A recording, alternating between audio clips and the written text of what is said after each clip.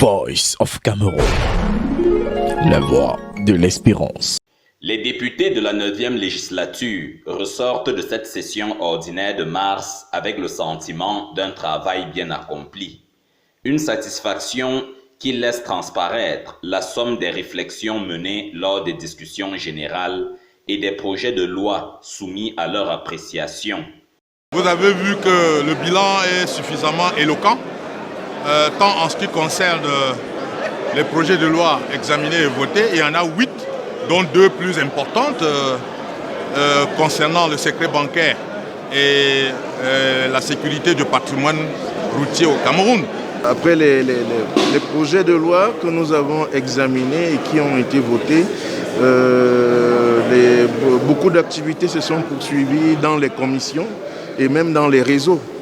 Et plusieurs concernaient d'une manière générale la vie de la société. C'est-à-dire on a eu des forums sur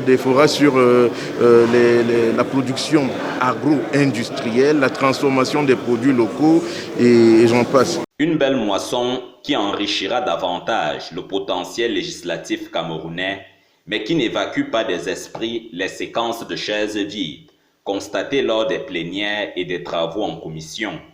Des clichés révélant le côté absentéiste de certains députés et au sujet duquel la ferme réaction du chef de chambre a ramené beaucoup à l'ordre. Mais le président a été très pertinent en faisant cet appel, cette remarque, parce qu'il y avait une sorte de tendance à l'absentéisme qui se généralisait et qui n'avait pas de justification. Parce que lorsque nous venons en session, on a l'obligation de participer normalement aux séances plénières, mais également à toute autre activité organisée par l'Assemblée nationale. Mais la remarque du président est indiscutable.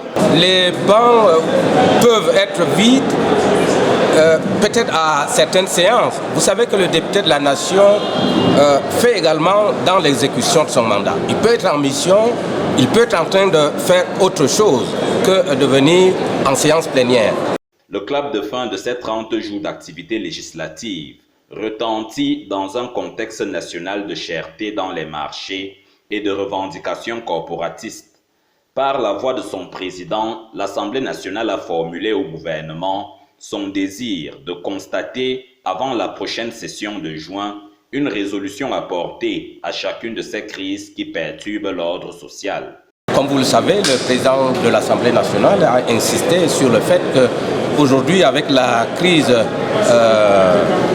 ukrainienne, la vie est chère et le président de l'Assemblée nationale a demandé aux membres du gouvernement de prendre toutes les dispositions utiles pour rendre, n'est-ce pas, en grande quantité les produits de consommation. Exit la session ordinaire de mars de l'année législative 2022.